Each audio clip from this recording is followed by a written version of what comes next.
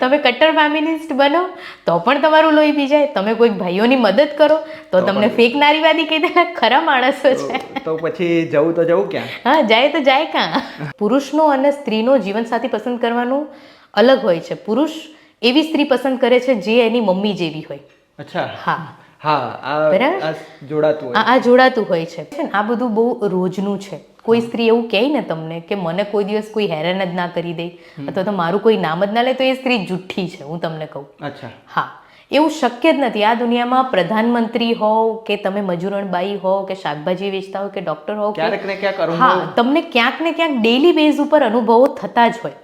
Alpha મેલનો actually એનો જે concept આવ્યો છે એ વુલ્ફ કહે ને, આપણે વરુ કે આપણી આ બાજુ તો વરુ ઓછા છે, પણ જે સ્નોવાળો એરિયા છે અમેરિકામાં, યુરોપમાં, ત્યાં વુલ્ફ બહુ હોય. એ વુલ્ફ પેક ઉપરનો એ સ્ટડી થયેલો છે અને એમાં જે મેઇન વુલ્ફ હોય છે કે જે આખા પેકને 15, 20, 25ના પેક, એટલે પેક કહેવાય એને, જે સમૂહ હોય એને જે ચલાવતો હોય છે એને કહેવાય. નારીવાદ ઉપર તમારા વિચારો કેવી રીતે શરૂ થયા અને તમને એની શું વ્યાખ્યા છે તમારા મનમાં? નારીવાદની મુખ્ય વ્યાખ્યા એ જ છે કે જેને આપણે બધા જાણીએ છીએ કે લિંગના આધારે કોઈ પણ સ્ત્રી સાથે કોઈ ભેદભાવ ન થાય, એને મળતી તકોમાં કોઈ કોમ્પ્રોમાઇઝ ન કરવામાં આવે, એ નારીવાદ. અને જે છે આપણા ભારત દેશના સંવિધાનમાં તો એ ગુનો બને છે કે આપણને તો એ અધિકાર આપ્યો છે કે લિંગ આધારે ભારત દેશમાં કોઈ જગ્યાએ ભેદભાવ તમે ન કરી શકો. આ બહુ મોટી વસ્તુ છે, કેમ કે અમેરિકા જેવા દેશમાં પણ અત્યારે હાલ ઇક્વલ રાઇટ્સ અમેન્ડમેન્ટ પાસ નથી થઈ શક્યું. 50માંથી 38 રાજ્યોમાં જ પાસ થયું છે, 12 રાજ્યોમાં હજી નથી થઈ શક્યું. સો એની કમ્પેરિઝનમાં ભારત દેશ 70-80 વર્ષ આગળ કહેવાય અને એનું શ્રેય ઓબ્વિયસલી આપણે બાબા સાહેબને જાય કે એમણે એટલું દૂરંદેશી સાથે વિચાર્યું. ફેમિનિઝમ શબ્દ આવે એટલે સામાન્ય રીતે એવું થાય કે પુરુષના વિરોધી, મતલબ કે પુરુષ છે એ ફેમિનિસ્ટ માટે કહેવાય ને કે આમ વિરોધી હોય એ રીતનું માનસિકતાથી લોકો જોઈ રહ્યા છે. તો તમે જ્યારે એક ફેમિનિઝમ પર કે મહિલાઓના તરફેણમાં તમે તમારા વિચાર મૂકો છો, ત્યારે એવું બને છે કે તમારા પર કોઈ આરોપ કરતા હોય કે ભાઈ આ તો પુરુષ વિરોધી? હા, એટલે એ તો જો બહુ કોમન વસ્તુ છે કે તમે કોઈ સમાજના કોઈ પણ એક સમુદાય માટે તમે અવાજ ઉઠાવતા હો તો તમારું પ્રાઇમ ફોકસ એમની સામે જે સમસ્યાઓ હોય એમની ઉપર હોય અને એના જે સોલ્યુશન્સ હોય એની ઉપર હોય. એટલે જે લોકોને નુકસાન જવાનું છે એનાથી એ લોકો ઓબ્વિયસલી તમારો વિરોધ કરવાના છે. અને એ બહુ કોમન વસ્તુ, એવું નથી કે એકલા ફેમિનિઝમમાં છે. લગભગ જેટલી પણ સુધારાવાદી ચળવળો છે દુનિયામાં, દેશમાં, બધા જ એમાંથી પસાર થતા હોય છે. ફેમિનિઝમ પણ એમાંથી પસાર થઈ રહ્યું છે. ફેમિનિસ્ટો પુરુષોના વિરોધમાં નથી. એકચ્યુઅલી પુરુષો વિશેની ઘણી બધી જે સમસ્યાઓ છે અત્યારે હાલ જેની ઉપર આપણે બોલી રહ્યા છીએ, એમાં મેન્ટલ હેલ્થથી લઈને LGBTQ સમુદાયની વાત આવે છે, એમની બીમારીઓને લઈને વાત આવે છે, એમના ઇમોશનલ વેલબિંગને લઈને વાત આવે છે, યુદ્ધો નિવારવાની વાત આવે છે. એ બધી જ વસ્તુઓ ફેમિનિઝમ જ એને ફોરફ્રન્ટ પર લાવ્યું છે. એટલે ફેમિનિઝમ પુરુષોનો વિરોધી નથી. એવું આપણે આગળ વાત કરીશું કે કેવી રીતે પેટ્રિયાર્કી પુરુષોને પણ નુકસાન કરે છે. એવું નથી કે પેટ્રિયાર્કી ફક્ત સ્ત્રીઓને જ નુકસાન કરે છે, એ પુરુષો માટે પણ બહુ મોટું નુકસાન કરતા છે. પુરુષોને પણ એ માણસમાંથી ડિહ્યુમનાઇઝ કરે છે એને. એટલે એ પણ એક મોટો પ્રશ્ન છે. સામાન્ય રીતે તમે એવું કહો છો કે આ કોઈ એવી વસ્તુ તુલના કરવાની વસ્તુ નથી, સ્ત્રી પુરુષની તુલનાની વસ્તુ નથી. આ એક મત છે, આ એક મત છે કે બંને કોમ્પ્લિમેન્ટરી છે, એકબીજાના વિરોધી નથી, એકબીજાની સાથે સરખામણી પણ શક્ય નથી, કેમ કે બંનેની પોતપોતાની સ્પેસિફિકેશન્સ છે, પોતપોતાની વિશેષતાઓ છે અને પોતપોતાના અલગ અલગ શું કહેવાય સ્પેશિયલાઇઝ એમના કામ છે કે જે એકબીજા નથી કરી શકવાના. પણ હા, આપણે એકબીજાને તૈયાર કરી શકીએ કે એકબીજાની ગેરહાજરીમાં એકબીજાને મેનેજ કરી શકે. એમાં કોઈને ઉતારી પાડવાની વાત નથી કે કોઈને વધારે ખરાબ બતાવવાની વાત નથી. પણ હા, અત્યારે હાલની જે પરિસ્થિતિ છે એ પેટ્રિયાર્કી છે, પુરુષ પ્રધાન છે. સો ઓબ્વિયસ એ પાવરમાં છે, એમની પાસે સત્તા છે, તો એમના વાંક વધારે નીકળવાના છે. સો આપણે જ્યારે કોઈના પણ વાંક કાઢતા હોઈએ એટલે ઓબ્વિયસ એ માણસને નથી ગમવાનું. એટલે એવું એમના માઇન્ડસેટમાં હોય કે ભાઈ તમે પુરુષ વિરોધી છો કે, પણ એવું નથી. કેમ કે હજારો વર્ષોથી તમે જો બધા ધાર્મિક ગ્રંથો હોય કે ઇવન જે પુસ્તકો છે, કોલમો છે, બધામાં સ્ત્રીઓ વિશે કેટલું બધું લખાયું છે. કોઈ દિવસ સ્ત્રીઓએ તો કીધું જ નથી કે પુરુષો અમારા વિરોધી છે. પણ એ હકીકત છે કે સ્ત્રી દ્વેષ પણ છે સમાજમાં. અને એવું નથી કે એકલા પુરુષોમાં છે, સ્ત્રીઓમાં પણ સ્ત્રી દ્વેષ છે. એટલે આ એની સામે છે કે તમે આટલા બધા સ્ત્રીઓ વિશે દ્વેષના લીધે જ આ જે સ્ત્રીઓની પરિસ્થિતિ અત્યારે હાલ છે એના લીધે છે. દ્વેષ છે ને દેખી ના શકાય. પેલો આક્રોશ હોય, ઝેર હોય ને તો સામે દેખાય, પણ દ્વેષ છે ને બહુ સપ્ટલ અને હાઈડ થઈને ચાલે. યસ, દેખાય નહીં તમને, પણ એ એના વર્તનમાં દેખાય. એટલે એ દ્વેષના વિરોધમાં ફેમિનિઝમ ઉભરીને આવેલું છે. ફેમિનિઝમ એમ તો શું કહેવાય, એક્ઝેક્ટ વર્ડ આપણે ના કહી શકીએ, પણ છેલ્લા આઈ થિંક 5 સદીમાં ફેમિનિઝમ ઉભરી આવ્યું છે. પણ તમને એક વસ્તુ એ પણ કહું કે ફેમિનિઝમને જે ફેમિનિઝમ નામ છે ને એ એક પુરુષે આપેલું છે. તમને ખ્યાલ નહીં હોય. ફ્રાન્સના એક ફિલોસોફર હતા, એમણે ફેમિનિઝમનું નામકરણ કર્યું છે.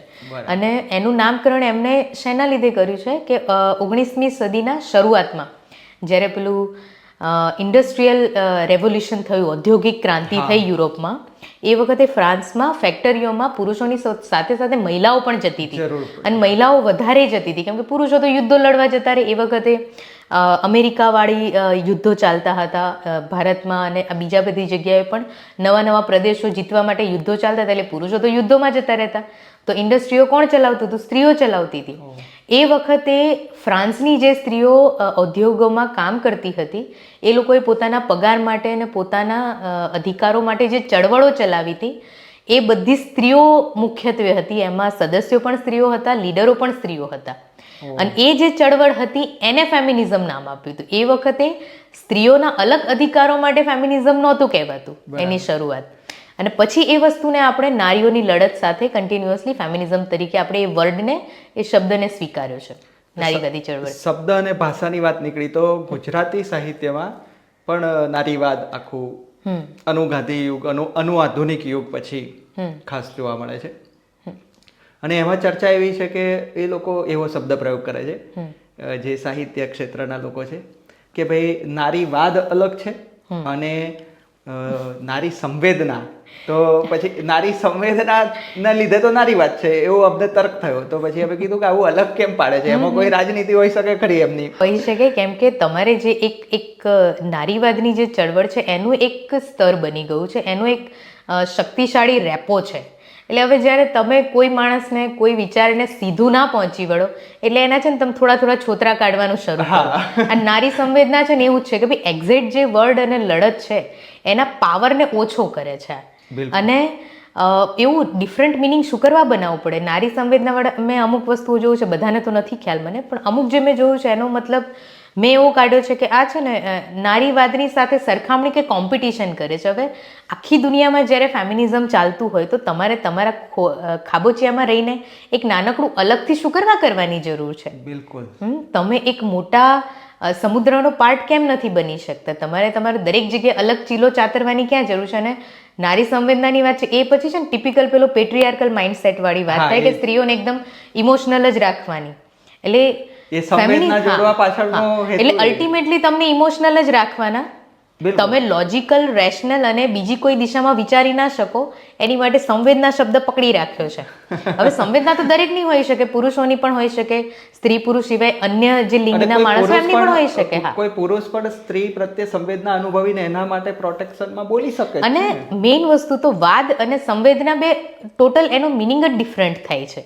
વાદ છે બહોળા પરિપ્રેક્ષ્યમાં વસ્તુ છે, સંવેદના છે એને તમે છે ને એક સીધી લીટીના એક ઇમોશન સાથે જોડીને એને લિમિટેડ કરી દો છો. થોડી એક રીતે આપણે છે ને બૌદ્ધિક બદમાશી કહી શકીએ. હા, એક્ઝેક્ટ વર્ડ કહેવાય કે ભાઈ તમારી પાસે નોલેજ છે, બધું છે, તો તમે એક મોટા પર્પઝનો પાર્ટ બનો અને તમારા ક્ષેત્રમાં એને આગળ વધારવા, વધારે અવેરનેસ લાવવા માટે પ્રયત્ન કરો. તમે શું કરવા અલગ અલગ તમારે ચીલો ચાતરવો છે? બિલકુલ. જે લોકો નારીવાદ પર વાત મૂકે છે સાહિત્યમાં, એ લોકોનો ઇતિહાસ તપાસવા જેવો છે કે કેટલી સ્ત્રીઓને તેઓએ ગુજરાતી સાહિત્ય અકાદમી પુરસ્કાર કે દિલ્હી સાહિત્ય અકાદમી પુરસ્કારમાં કેટલી મહિલાઓને સ્થાન આપ્યું છે એ પણ એક સવાલ છે.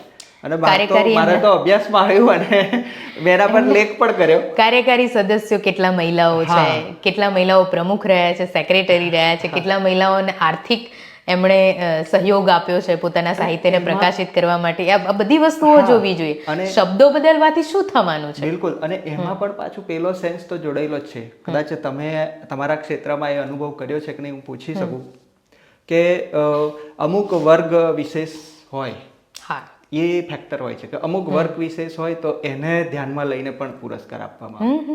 ડેફિનેટલી જો આ જે નારીવાદની વાત છે એમાં પણ એવું બનતું હોય ને કે જે મતલબ કે જે કાસ્ટિઝમ ચાલી રહ્યું છે, જાતિવાદ કહે છે ગુજરાતીમાં આપણે, જે અત્યારે બહુ ચર્ચાનો વિષય છે. ડેફિનેટલી નારીવાદમાં છે ને, મેઇન તો આપણે કહ્યું ક્યારથી શરૂ થઈ. નારીવાદ પણ એ કંઈ આ દુનિયાથી અલગ નથી. નારીવાદ કંઈ મંગળ ગ્રહ ઉપરથી નથી આવ્યો, આપણા આ જ સમાજનો હિસ્સો છે. એટલે આપણા સમાજમાં, દેશમાં, પ્રદેશમાં જેટલા પણ અલગ અલગ પ્રકારના વિવિધ સંપ્રદાયો છે, વર્ગ છે, ક્લાસ છે, કાસ્ટ છે, ધર્મ છે, એ દરેકે દરેક વસ્તુની નારીવાદમાં અલગ અલગ અસર પડતી હોય છે. એને છે ને આપણે ઇન્ટરસેક્શનલ ફેમિનિઝમ કહીએ, એટલે કે વિભાગીય નારીવાદ. એટલે તમને થોડું સમજાવું એની માટે કે નારીવાદ એક આખો આપણે એવું સમજીએ કે સ્ત્રીઓ માટે બનેલી વિચારધારા છે.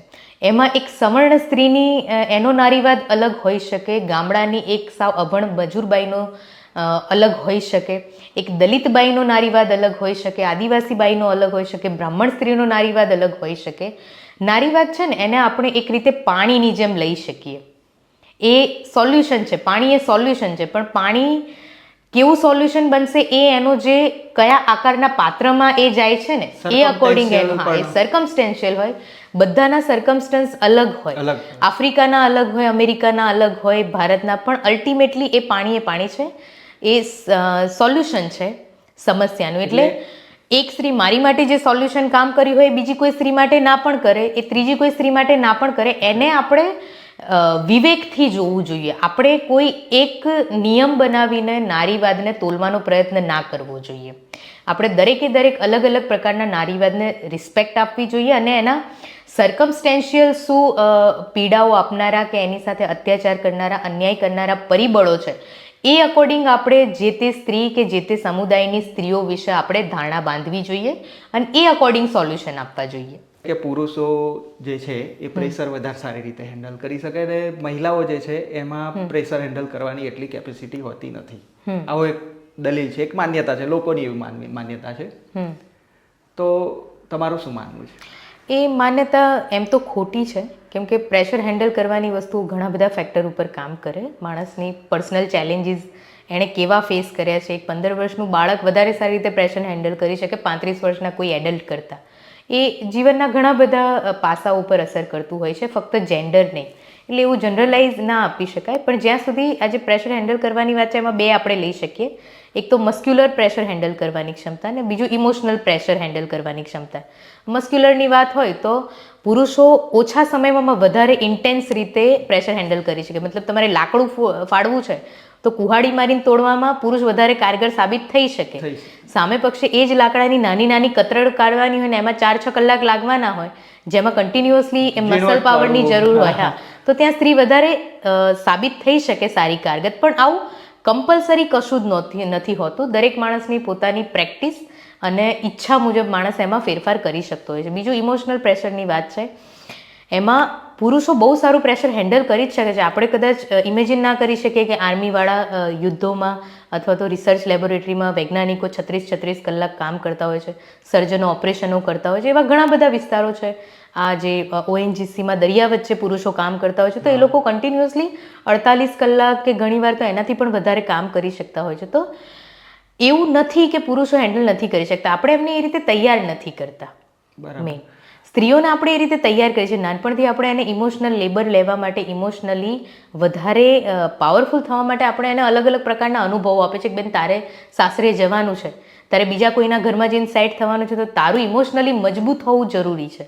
પુરુષને આપણે ઇમોશનલી તો બિલકુલ આપણે એને અવેર નથી કરતા કે બિલકુલ એને એજ્યુકેટ નથી કરતા. હમણાં જે અતુલ સુભાષનો જે કેસ આવ્યો, AI એન્જિનિયર છે, આત્મહત્યા પછી એમના જે લેટર્સ જે બહાર આવ્યા અને જે આખી ઘટના બની, બહુ દુઃખદ કેસ છે અતુલ સુભાષનો. અને આવું ખરેખર થતું હોય છે. હું નારીવાદી છું અને મહિલાઓ માટે મુખ્ય રૂપે કામ કરું છું અને હું એવું પણ માનું છું કે મોટાભાગના કેસોમાં સ્ત્રીઓ પીડિત હોય જ છે, વિક્ટીમ હોય છે. પણ એની સામે એ વસ્તુ પણ ફેક્ટ છે કે કોઈ પણ નિયમ કાનૂન બને છે અથવા તો કોઈ પણ પીડિત માટે કોઈ કાયદો આવે છે તો એનો દુરુપયોગ કરનારા પણ એની સાથે સાથે જ ઊભા થતા હોય છે.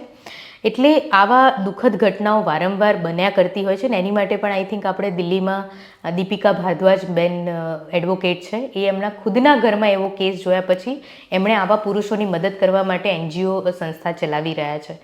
સો હા, એ આપણે એ દિશામાં પણ ધ્યાન દેવું જોઈએ કે કોઈ નિર્દોષને આટલી મોટી સમસ્યા ના નડવી જોઈએ. હા, ચોક્કસ પુરુષ હોવાના સોશિયલ પ્રિવિલેજ હોય છે, પણ હા, એવી ઘણી પણ સ્ત્રીઓ હોય છે, મેં એવી જોયેલી છે કે રીતસર કોન્સ્પિરસી કરતા હોય છે અને પુરુષોને ફાંસતા હોય છે અને રીતસર એને ફાંસી લે, એને બ્લેકમેલ કરી દે, ઇકોનોમિકલ તો એને નુકસાન પહોંચાડે, રેપ્યુટેશનને પણ નુકસાન પહોંચાડે અને એ પુરુષને કોઈ બચાવવાનો પ્રયત્ન કરતું હોય તો એની પણ રેપ્યુટેશનને ડેમેજ કરવાનો સ્ત્રીઓ પ્રયત્ન કરતા. અને એવું નથી કે એક જ, મલ્ટિપલ પુરુષો ઉપર એક જ સ્ત્રી દ્વારા ફરિયાદો થઈ હોય એવા પણ ઘણા બધા કેસો હોય છે.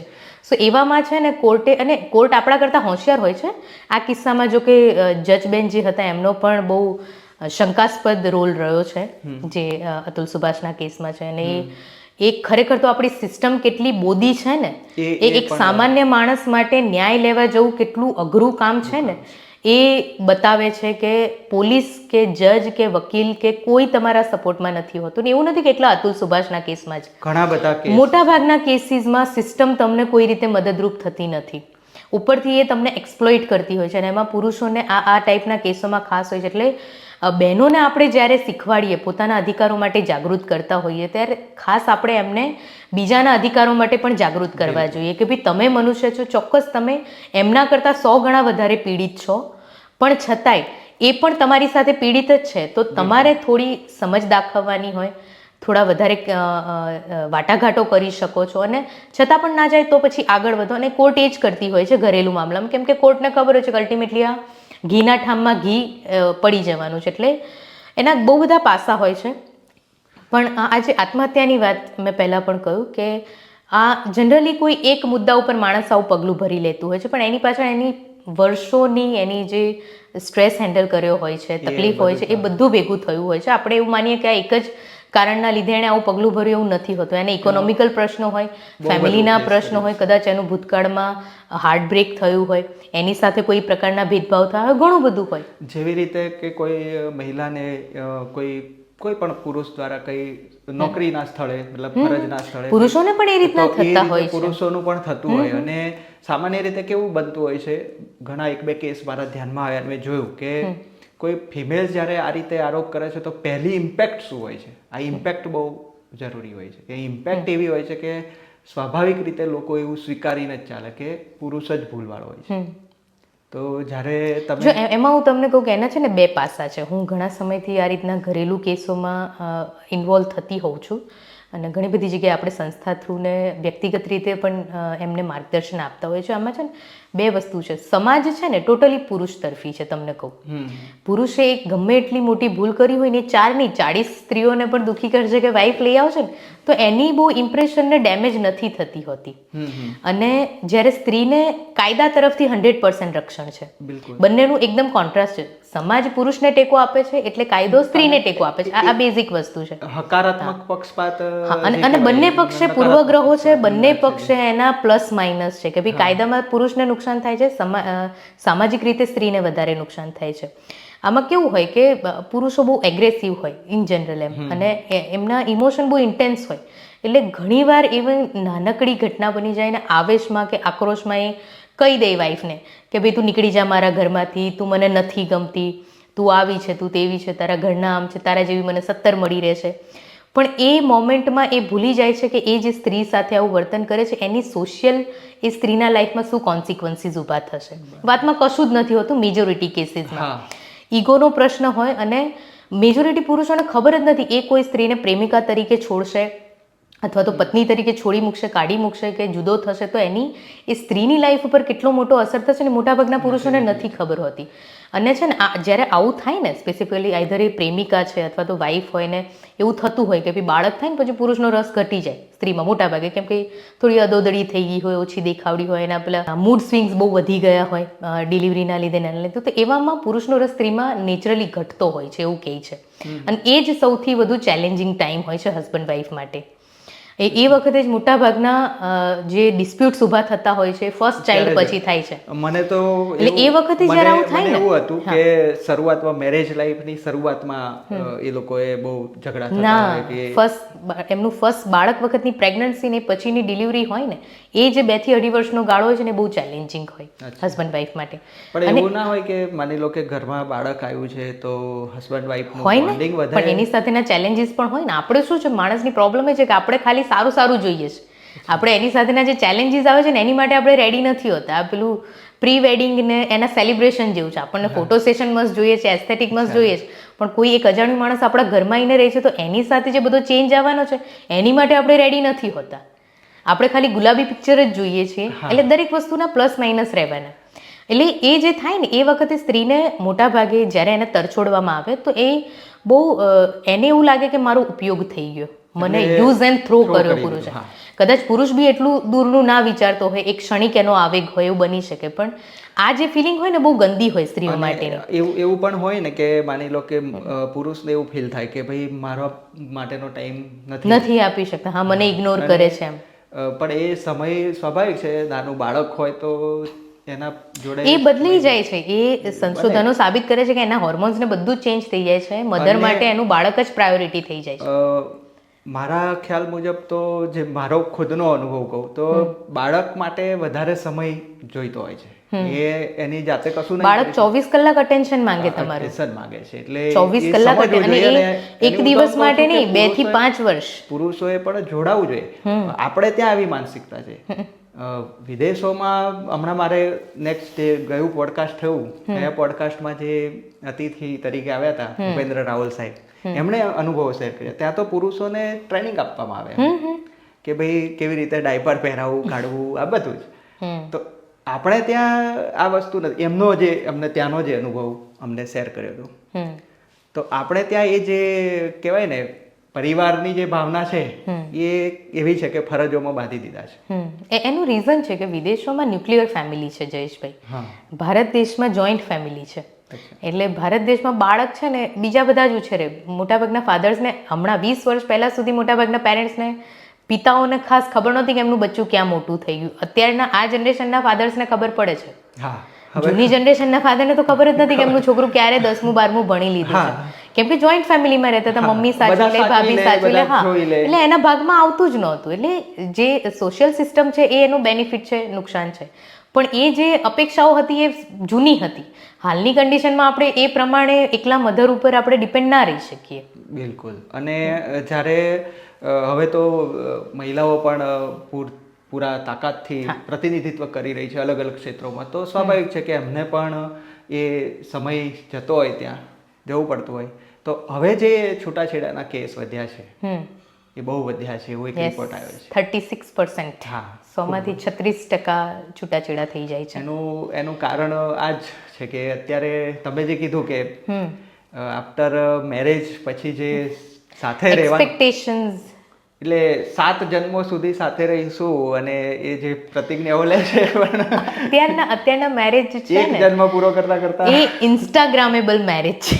અત્યારના જે છે ને કે ભાઈ એ એસ્થેટિક્સ જોવે છે, કેટલા મસ્ત કપડાં પહેર્યા છે, કેટલું સરસ ફોટો સેશન કર્યું છે, કેવી સરસ બનાવીને તમે સ્ટોરીઓ મૂકો છો, વિડીયો બનાવો છો, રીલ્સ બનાવો છો, એ છે. જ્યારે ભૂતકાળમાં લગ્ન હતું એ આ બધું એ ઉજવણી નહોતી, એ જવાબદારી હતી કે હવે તમે એટલા એડલ્ટ થઈ ગયા છો કે તમે એક પરિવારની, બાળકોની જવાબદારી લઈ શકો છો, એનું એ જાહેર કરતું હતું. અત્યારે હાલ એ બધું તો છે જ નહીં. રિસ્પોન્સિબિલિટીની તો કોઈ વાત જ નથી કરતું.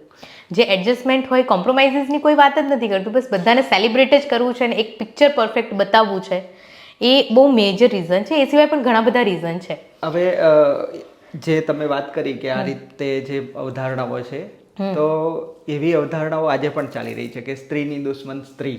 આ એક જબરજસ્ત તમારા અનુભવ ખરા કોઈ એમ કે તમે તો મહિલાઓના અધિકારો માટે, મહિલાઓના ફેવર માટે લડી રહ્યા છો, અને તમે તો ક્યારેક હું જોઉં છું તમારા સોશિયલ, તમે પણ જોઈ શકશો, દર્શકોને પણ કહીશ કે એમના જે આંદોલન હોય છે ક્યારેક આમ લાગે કે હવે ડરી જાય, સામે વાળું ગભરાઈ જાય. મહિલા સશક્તિકરણની વાત કરીએ છીએ ત્યારે હું તમને યાદ કરું, મારા વિદ્યાર્થીઓને જ્યારે ભણાવું અને દીકરીઓને કહું તો હું કહું કે ફોલો કરો મેડમને જુઓ. તો એ અનુભવોમાં એવું ક્યારેક બન્યું હોય કે કોઈ ફિમેલ પણ તમારા વિરોધમાં આવીને ઊભી રહી ગઈ હોય ને હા, ઘણા. એકચ્યુઅલી હું સ્ત્રીની વિરોધી છે કે પુરુષ સ્ત્રીનો વિરોધી છે એમાં નથી માનતી હું. અને સંશોધકો પણ એવું જ માને છે કે ભાઈ બધા જ એકબીજાના સ્પર્ધા કરે છે. સ્ત્રી હોય સ્ત્રી, પુરુષ હોય પુરુષ. મારો પ્રશ્ન એ છે કે માની લો કે તમે કોઈ સારું કામ ઉપાડ્યું છે જે મહિલાઓના પક્ષમાં છે અને કોઈ પછી એ વખતે એવું બન્યું હોય કે કોઈ બીજા તમારા સાથી કે તમારી સાથે જોડાયેલા અથવા તમારી સાથે ના ઘણા બધા. કેમ કે જો આપણે છે ને, મેં તમને કહ્યું કે સ્ત્રીઓ ભલે ભણી લે છે, નોકરી કરી લે છે, કમાતી થાય છે, બોલતી થાય છે, લડતી થાય છે, પણ છતાં એમની ઉપર છે ને ક્યાંક પુરુષોનું એમનું પ્રભુત્વ વધારે છે, ઇન્ફ્લુઅન્સ વધારે છે. હું 1000 પુરાવા આપીને કોઈ સ્ત્રીને એવું સમજાવું ને કે ભાઈ આટલી બધી સ્ત્રીઓને તકલીફ છે, પણ તોય એ મારી વાત ના માને. એનો હસબન્ડ કહે કે કશું નથી, આજકાલ તો બધાને મજા છે. એ માણસ એટલું એક વાક્ય કહી દે ને એમાં પેલા બેન એના હસબન્ડની જ વાત માને. પુરુષોની ઉપર સ્ત્રીઓનું આ ઇન્ટેલિજન્ટ ડિપેન્ડન્સ છે. એટલે એવામાં શું થાય, ઘણીવાર ઘણી સ્ત્રીઓ બીજા પુરુષોના ઇન્ફ્લુઅન્સમાં હોય, એને બધી સમજ પડતી હોય કે મિતાલીબેન સારું કામ કરે છે, પણ છતાં એની એક પેલી સ્ત્રીગત ઈર્ષા શબ્દ તો નહીં વાપરું, પણ હું સ્પર્ધાત્મક માઇન્ડસેટ કહીશ એને કે ભાઈ એને કદાચ એવું હોય કે હું મિતાલીબેન કરતાં સારું કામ કરી બતાવું, અથવા તો હું વધારે સારું કામ કરું છું, મિતાલીબેનને તો કશું નથી આવડતું. એ ટાઈપનું હોય. હા, સ્પર્ધા હોય. અને એમાં અમુક પુરુષોનો પાછળથી હાથ હોય છે, અમુક સ્ત્રીઓનો પણ હાથ હોય છે. અને એવા વારે તહેવારે અનુભવો થતા હોય છે કે હું જે સ્ત્રીઓ માટે લડતી હોઉં ધાર્મિક બાબતોમાં કે રાજકીય બાબતોમાં, કે જે રીતે અત્યારની સત્તા છે અને ઘણા બધા રેપ કેસીસમાં બહુ ખરાબ રીતે એમનું હેન્ડલિંગ છે, એ જોતાં આપણે જ્યારે વિરોધ કરતા હોય તો સામે સત્તા પક્ષની જે ગુલામ માનસિકતા ધરાવતી સ્ત્રીઓ જ તમને આવીને ગાળો દેતી હોય છે. સેમ વસ્તુ સામાજિક સુધારણાની બાબતોમાં પણ હોય છે કે આપણે ઘણી બધી બાબતોમાં કંઈક અલગ અને નવું ઇક્વાલિટી બાબતની વાત કરીએ તો જે ટ્રેડિશનલ લાઈફમાં જે બહેનોને વધારે બેનિફિટ છે, જેને 50 તોલા સોનું મળે છે, એ લોકો તો ના પાડવાના છે, ના ભાઈ અમને કંઈ તકલીફ નથી. બરાબર છે. એટલે એ લોકો સીધા આવીને, હમણાં વચ્ચે જ પેલું એક ફિલ્મ આવ્યું, તમને યાદ આવ્યું હોય તો, ધાર્મિક સંપ્રદાયનું, અને એમાં મેં પોસ્ટ લખી હતી, તો એમાં કેટલા બધા એ ધાર્મિક સંપ્રદાયના બહેનો આવીને મને ગાળો દેવા માંડ્યા. પણ એ બાવાજી છે, તમારા જ સમાજની દીકરીઓ સાથે દુષ્કર્મો કરે છે, તમારે ત્યાં લડવાનું હોય. હું જે ઉજાગર કરું છું એ હકીકત, મારી સાથે નથી લડવાનું તમારે. એટલે આ કેટલી હદે જાગૃતિનો અભાવ કહેવાય. સખત. બહેનોમાં જાગૃતિ લાવવી બહુ અઘરું કામ છે. અને હું એ પણ સમજી છું આટલા સમયમાં કે હજી ઘણા બધા ભાઈઓ મદદરૂપ થાય છે. મને પર્સનલી બહુ બધા ભાઈઓએ બહુ સારી રીતે મદદ કરી છે અને હંમેશા મારા ટેકામાં ઊભા રહ્યા છે કે મિતાલીબેન તમારે જે કામ કરવું હોય તમે કરી શકો છો. એ ભાઈઓ પણ નારીવાદી છે. પણ એવા પણ ઘણા બધા કિસ્સા છે કે જ્યાં શું કહેવાય, આ ભાઈઓ દ્વારા બીજા બહેનોને પરેશાન કરવામાં આવ્યા હોય, બહેનો દ્વારા ભાઈઓને પરેશાન કરવામાં આવ્યા હોય, ને પછી તમે એઝ અ બંનેને મ્યુચ્યુઅલ ઓળખતા હો ને તમે તમે કંઈક સમાધાન કરાવો તો એ બંને તમારા દુશ્મન થઈ જાય. મતલબ તમે સમાધાન કરાવવા ગયા તો પછી તો દુશ્મન તમે થઈ ગયા. એ બંને એ તો બંને ભેગા જ હોય. એ પછી એવું પણ થયું છે. અને એવું પણ થયું છે કે ઘણા ભાઈઓ બહુ વિરોધી વિચારધારાના હોય, કે મતલબ કટ્ટર ધાર્મિક હોય અથવા તો કટ્ટર સત્તા પક્ષના સપોર્ટર હોય, પણ એ પર્સનલી તમારી વિચારધારા માટે એમને ભરોસો હોય. તમે એક શબ્દ પ્રયોગ કર્યો જે બળાત્કારની ઘટનાઓ પર, અને આ બળાત્કાર શબ્દ છે ને, એ શબ્દ પણ ઘણાને સાંભળવામાં કદાચ તકલીફ થાય. એટલા સંવેદનશીલ લોકો મેં જોયા છે કે આ શબ્દ પ્રયોગ કરતા પણ એ લોકો ખચકાય છે. ત્યારે આવી ઘટનાઓ જ્યારે બનતી હોય તો એની સામે એની વિરોધમાં લડનારા લોકો જ્યારે FIR કરવા નોંધાવવા જાય તો એમની જ્યારે આપણે જોઈએ ત્યારે ખબર પડે કે એ નોંધવામાં પણ સમસ્યા આવે, નથી નોંધતા. પછી મીડિયા પણ મેજોરિટી કેસોમાં ફરિયાદ જ નોંધતા નથી હોતા. અને ફક્ત પોલીસની આ લિમિટેશન છે એવું નથી. એક બહુ મોટો કેસ હતો ગુજરાતનો 2000ની સાલમાં, જ્યારે હજી 31સ્ટની પાર્ટીઓ તો બહુ હજી મેજોરિટી લોકોને ખબર નહોતી. એ વખતે બહુ ચકચારી કેસ હતો જેમાં એક યુવતીને એના જ બોયફ્રેન્ડ દ્વારા હોટલમાં પાર્ટી કરવાના નામે લઈ જઈને પછી એનો ગેંગરેપ થયો હતો. ને એ જે તે વખતે મીડિયામાં બહુ ઉછળ્યો હતો. એની ઉપર તાજેતરમાં એક ફિલ્મ પણ બન્યું છે. પણ એ યુવતી એક અપર કાસ્ટની છોકરી છે, એટલે એને મીડિયામાંથી બહુ બધું બેકલેશ પણ મળ્યો, પણ એને સપોર્ટ મળ્યો, એની ઘટનાને બહાર લાવવામાં આવી. સેમ વસ્તુ આપણે પ્રિયા ડૉક્ટર પ્રિયાનો જે કિસ્સો હતો હા, હૈદરાબાદનો એમાં પણ જોયું કે અપરકાસ્ટની મહિલા હોય એટલે મીડિયા તરત સેન્સિટાઇઝ થઈ જાય છે અને મુદ્દાને ઉપાડી લે છે. સેમ વસ્તુ કલકત્તાની ડૉક્ટરની ઘટનામાં પણ થઈ છે. પણ એની સામે તમે જુઓ કે પછાત વર્ગની કે દલિત છે, આદિવાસી છે, મુસ્લિમ છે, અથવા તો સાવ મજૂર વર્ગની, એક તાજો ઉદાહરણ આપણું ભરૂચ જિલ્લાનો જ હમણાંનો 2 દિવસ પહેલાંનો જ છે. એ 10 વર્ષની દીકરી અત્યારે જીવન મરણ વચ્ચે ઝોલા ખાઈ રહી છે. એને એટલી આસાનીથી મુદ્દો નથી ઉપાડતા, ત્યાં સુધી કે એની ફરિયાદ પણ નથી નોંધતા. ઇવન એવા દાખલા છે કે FIR નોંધાવવા માટે 15 દિવસ એની લાશને આપણે શબગૃહમાં સાચવી રાખવી પડે છે, ત્યારે એની FIR નોંધાય છે. એની ઉપર ન્યાય મળવો તો ક્યાંય દૂરની વાત છે. એક આમાં હું તમને ટાંકવાનું કહીશ કે એક રાજસ્થાનનો આદિવાસી બેન ઉપરના ગેંગ રેપનો બહુ મોટો કિસ્સો હતો. નામ નહીં લઉં, પણ એ કિસ્સાના જજમેન્ટમાં ખુદ જજ એવું કહે છે, બેન આદિવાસી હતા પીડિત, અને એમની ઉપર જે ગેંગરેપ કર્યો તો એ લોકો સવર્ણ પુરુષો હતા.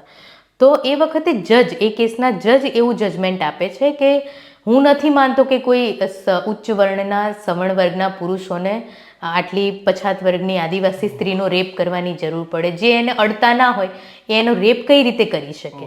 આ જજના શબ્દો હતા અને જજમેન્ટમાં લખેલા એમણે. શું વાત કરો? પછીથી ડિલીટ કરવામાં આવેલા, બહુ બધો એની સામે વિરોધનો જુવાળ ઊભો થયો. એટલે પણ આ તમે વિચારો કે જજ કક્ષાના વ્યક્તિની આ માનસિકતા હોય તો સામાન્ય માણસને તો આપણે શું સમજાવી શકવાના? એ મતલબ આ જજને ભારત દેશની સોશિયલ કન્ડિશન વિશે કે એના ભેદભાવ કે ઊંચ નીચ વિશે કશી ખબર નથી. એવું તો બની શકે નહીં ભારતમાં રહેતા હોય તો. પણ એ કેટલા બધા પૂર્વગ્રહો હશે, અને એ બહુ હિનસ ક્રાઇમ વાળો બળાત્કાર હતો. અને એ જે તમે ઘટના કહો છો એ કદાચ આપણે આપણા દર્શકોને એનું વર્ણન પણ ના કરી શકીએ, એટલી હદે બર્બર. સેમ વસ્તુ હમણાં આપણે મણિપુર વખતે જોઈ ને, મણિપુરની ઘટના એ તો આખા દેશને હચમચાવી. એ તમે વિચારો કે આદિવાસી બહેનો સાથે જેવું બન્યું એવું કદાચ અમદાવાદ કે મુંબઈ કે દિલ્હીમાં કોઈ ઉચ્ચ વર્ગની બેન સાથે બને તો આખો દેશ, અડધો દેશ સળગાઈ નાખે. આ રીતની ઘટનાઓને જ્યારે આવા ચશ્મા પહેરીને ના જોવી જોઈએ, કેમ કે આજે એક બીજા સાથે બની રહ્યું છે, કાલે કોઈ પણ સાથે બની શકે. આ ભાવથી. અને મહિલાઓની પરિસ્થિતિ દરેક જગ્યાએ સેમ છે. આપણે કોઈ ત્યાં સુધી કહું છું કે તમે ઇતિહાસ જોજો, જેટલા પણ ઇતિહાસ છે એમાં જેટલા પણ રમખાણો થયા, યુદ્ધો થયા, છેલ્લે મહિલાઓ સૌથી વધુ ભોગવવાનું મહિલાઓએ જ થયું છે. અને મહિલાઓની પ્રોબ્લેમ એ છે કે એ મહિલાઓ ખુદ આ બધા વિભાગોમાં વહેંચાયેલી હોય છે કે ભાઈ હું આ કોમ્યુનિટીની મહિલા છું તો હું પેલા ધર્મની મહિલાઓ માટે એનું જે કંઈ થતું હોય તો એમાં હું નહીં બોલું. એ ધર્મની મહિલાને એવું હોય કે આ તો પેલા ધર્મની મહિલા છે તો હું એના માટે નહીં બોલું, પેલી જાતિની મહિલા છે તો એની માટે હું નહીં બોલું. એટલે આ બહુ પ્રશ્ન થતો હોય છે. પણ સ્ત્રીઓને ખબર નથી કે ભાઈ તમારા બધાની પરિસ્થિતિ સેમ છે. તમે કોઈ પણ કાસ્ટ કે ક્લાસના છો, હા એની ટેકનિકો, એની પરિસ્થિતિઓ અલગ હોય, પણ બધા જ પીડિત છો, બધાની ઉપર અત્યાચાર થાય છે. તો જે અત્યાચાર સામે ન્યાય મેળવવાની પ્રક્રિયા છે એ, અને એની સામે અવાજ ઉઠાવવાની જે સિસ્ટમ છે, આ બંને માત્ર ઘટનાને ધ્યાને લેવી જોઈએ, નહીં કે કોઈ કાસ્ટ, જાતિ, સમુદાય, આ બધું પ્રદેશ પણ નહીં, પ્રદેશ પણ ના જોવો જોઈએ. પ્રદેશ કે દેખાવ એવું પણ ના હોવું જોઈએ કે બહુ રૂપાળી છોકરી સાથે બળાત્કાર થાય તો જ આપણે એને ધ્યાને લઈએ. એટલે આ રીતની જો માનસિકતા મીડિયામાં છે કે આપણી ન્યાયતંત્રની વ્યવસ્થામાં કોઈ જજની છે, તો પછી એ તો બહુ ખતરનાક વસ્તુ છે. યસ. અને જે મેઇન પ્રોબ્લેમ છે, આપણે જ્યારે પેટ્રીઆર્કીની વાત કરતા હોઈએ છીએ ફેમિનિઝમમાં, એ આ સિસ્ટમની જ વાત કરતા હોય છે કે જ્યારે કોઈ પુરુષ દીકરા તરીકે જન્મ લે છે તો એ એવું નક્કી કરીને નથી આવતો કે હું મોટો થઈને બળાત્કાર કરીશ, કે હું મોટો થઈને કોઈ છોકરીની છેડતી કરીશ, કે કોઈકની લાઈફ સાથે ખિલવાડ કરીશ, એવું નથી. એ વ્યવસ્થા છે, એ સિસ્ટમ છે, એની આજુબાજુનું વાતાવરણ એને એવો બનવા માટે પ્રેરે છે. બિલકુલ. અને હું આમાં વસ્તુ એક વાત જોડીશ કે સામાન્ય રીતે જ્યારે કોઈ પણ આવી ઘટના બને છે ત્યારે મહિલાઓ પ્રત્યે કઈ રીતે જુએ છે લોકો, કે એક ફિમેલને કઈ રીતે જુએ છે, કે એના ફેમિલીને કઈ રીતે જુએ છે, કે જો આ પીડિત છે આ મહિલા, એનો કે કોઈ દીકરી બહિષ્કાર કરી દે છે, એટલે એના મમ્મી, એના પપ્પાને કઈ રીતે પછી ટ્રીટ કરે છે, કઈ રીતે જુએ છે. જો એ જ પ્રક્રિયા જો કોઈ પુરુષ સાથે થાય તો, કે જો આ પેલો રેપિસ્ટ છે, એના મધર છે, આ રેપિસ્ટ છે, એના ફાધર છે, આ એનું પરિવાર જાય છે, જો આવું શરૂ થાય ને, હું ચેલેન્જ કરું છું, આ જે ઘટનાઓ બની રહી છે એ તરત એના પર લગામ લાગશે. કેમ કે એ દિવસે એ પ્રક્રિયા શરૂ થશે. જેવી અત્યારે તમે કીધું કે ફિમેલ સાથે આવું થાય છે તો એનો એક પ્રકારનો સામાજિક બહિષ્કાર થઈ જાય છે. એવી જ એટલે એમાં પ્રક્રિયા પછી છે ને માનવવાદી વલણની વાત આવી છે ને, ઘણા બધા માનવવાદી સંગઠનો પાછા એ ના પાડે કે ના, મતલબ એના ફેમિલીનો શું વાંક છે આમાં. નહીં, પણ અત્યારે તો મહિલાઓ સાથે તો એવી જ હા, એ રીતે થાય છે રિએક્ટ ને. કરી રહ્યા છે ને. અત્યારે તો એક કાયદો પણ છે કે કોઈ એટલે એ પણ તો- આ રીતની ઘટના બને છે તો એમાં જે વિક્ટીમ છે કે જે પીડિત છે એનું આપણે નામ જાહેર નથી કરવાનું, પણ કરે જ છે, ફોટો છાપે છે, ફોટો, બધું જ નામ, કરે છે, બધું જ આખી share થાય છે. ઘટના ઉલ્લેખિત કરીને વર્ણિત કરે છે આખી ઘટના. એટલે એક રીતે તો હું કહું છું ને કે એ જે ઘટના બને છે ને એના કરતાં વધારે જો કોઈ બર્બર બની જતા હોય ને તો એને વારંવાર એ રીતે એંગલથી એને યાદ કરાવો. એના કરતાં એવું કરો કે એ બને છે તો ન્યાય આપો અને ઉદાહરણ બેસાડો કે આવું જ્યારે પણ થશે તો એની સામે આવા પગલાં ભરવામાં આવશે. એ ઉદાહરણ બેસાડવામાં કોણ ફેલ ગયું છે? કયા સિસ્ટમ, બિલકુલ સિસ્ટમ, સિસ્ટમ ફેલ ગઈ છે. સામાજિક સિસ્ટમ, રાજકીય સિસ્ટમ. અને સીધું તમે બિલકુલ સત્ય વાત કરી, એ વાત તો હું બિલકુલ માનું છું કે તમે સીધા એને જોડી દો છો કે સમુદાય સાથે, જાતિ સાથે, સમૂહ સાથે, વર્ગ સાથે. એની વગર કોઈ રિએક્શન જ નથી આપતું. પહેલું પૂછે કયા ગામની છે, કઈ જ્ઞાતિની છે, કઈ કોમ્યુનિટી સાથે જોડાયેલા છે, પછી જ શું રિએક્શન આપવું એ નક્કી કરતા હોય છે લોકો. ન્યૂઝનું લેવલ કેટલી હદે જતું રહ્યું છે. જો તમે ન્યૂઝવાળા એના આખા નામ અટક સાથે છાપે અને તોય કશું ના થાય. હા. પત્રકાર ભાઈ હતા કે જેમણે પોક્સોનો એક કેસ એક નાની દીકરી સાથે થયેલું, એનો કેસ ખાલી બહાર લાયા તો એની ઉપર પોલીસે જ સામેથી ફરિયાદ કરી દીધી કે તમે નાની છોકરીની આઈડેન્ટિટી રિવીલ કરી. હવે એ ભાઈએ એવું કશું નહોતું કર્યું, પણ છતાં એટલે સિસ્ટમ જ તમને પાછા પાડે છે. હા, એટલે આ બધા જ કારણો જે વસ્તુઓનું તમારે અપ્રિશિએટ કરવાની હોય એ વસ્તુને તો તમે ડિસ્કરેજ કરો છો. ખૂબ સરસ ચર્ચાઓ કરી અને એક છેલ્લે વાત એ કરીશ કે ફેમિનિઝમની શું જરૂર છે, કે અલગથી એ મુદ્દાને આટલો આપણે ચર્ચા કરીને કેમ આપણે એને મહત્ત્વ આપવું જોઈએ? એટલા માટે કેમ કે હજારો વર્ષોથી સ્ત્રીઓ દુનિયાની 50%થી ઘણી જગ્યાએ તો વધારે પણ વસ્તી છે અને એની જરૂરિયાતોને, એની સમસ્યાઓને આપણે બહુ ખરાબ રીતે નિગ્લેક્ટ કરી છે. હા. હું તમને 2-4 ઉદાહરણ આપું કે હમણાં ફ્રાન્સમાં એક સખત ખરાબ કિસ્સો બન્યો.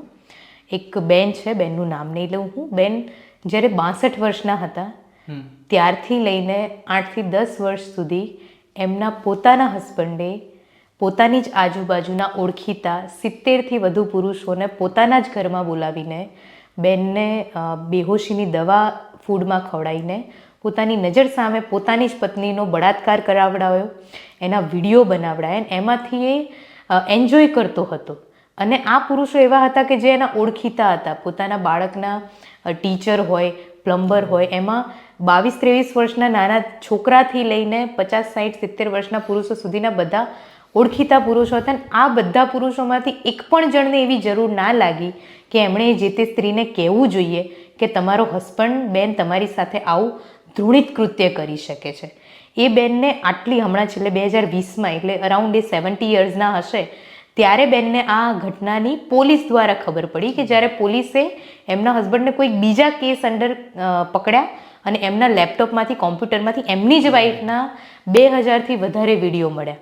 અને આટલું નહીં, એમની ખુદની દીકરી અને 2 દીકરાઓની વહુઓના પણ એમણે બહુ ખરાબ રીતે ફોટો અને વિડીયો લઈને મૂકેલા હતા પોતાના લેપટોપમાં. એટલે આ બહુ ખરાબ કિસ્સો કહેવાય કે સ્ત્રીઓ ક્યાં સુરક્ષિત છે, મતલબ પોતાના ઘરમાં જ પરિવારને નથી. સુરક્ષિત અને રાખવાની ઉંમર જગ્યાએ- જુઓ તમે, એ સ્ત્રી 62 વર્ષની હતી તો એના હસબન્ડ અરાઉન્ડ એ એજના હશે. એટલે આ કિસ્સો અત્યારે હાલ બહુ ચર્ચાસ્પદ છે. એટલે સ્ત્રીઓની સુરક્ષા અને એમના સેક્સ્યુઅલ સ્વાસ્થ્યને લઈને આપણે કેટલા બધા અંધારામાં છીએ અને કેટલા બધા અજાણ છીએ એનો આ દાખલો છે.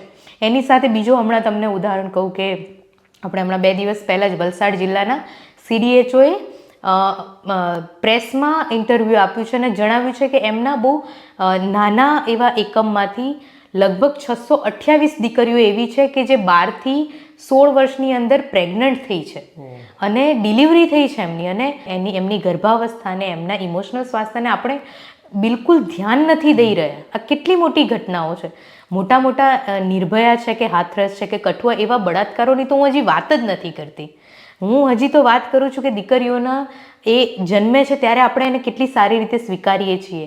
એના ઇમોશનલ, ફિઝિકલ, મેન્ટલ અને એ જ્યાં પણ ભણવા માટે જાય છે, બીજું કશું શીખવા માટે જાય છે, અડોશ પડોશમાં જાય છે, પોતાના ઘરના સગાઓ સાથે રહે છે, એ બધી જગ્યાએ કેટલું સિક્યોર ફીલ કરે છે એની વાત છે.